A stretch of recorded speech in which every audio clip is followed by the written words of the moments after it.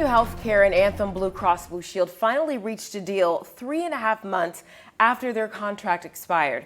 Good evening, everyone. I'm Evie Allen. And I'm John Murphy. Thank you for joining us tonight. This restores in-network healthcare access for most of the 90,000 Mid-Missourians who use Anthem insurance. I spoke to one of these people tonight who says the news comes as a relief.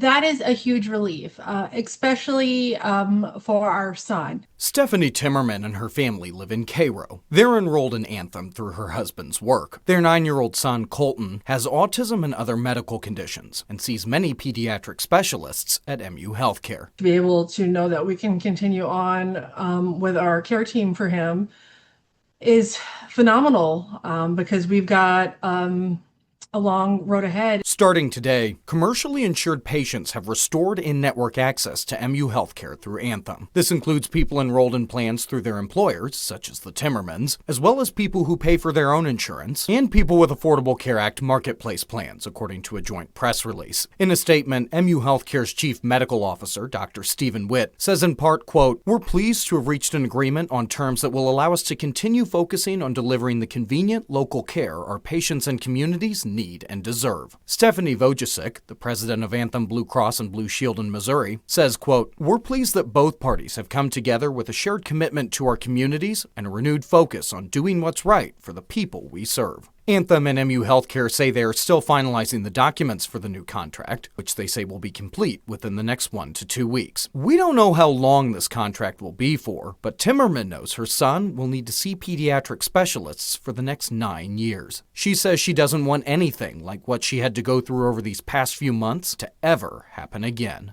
But that care for those children are just not seen elsewhere like there are at MU, and that to please realize that we cannot go elsewhere. We're at MU for a reason, and please don't make us do this again.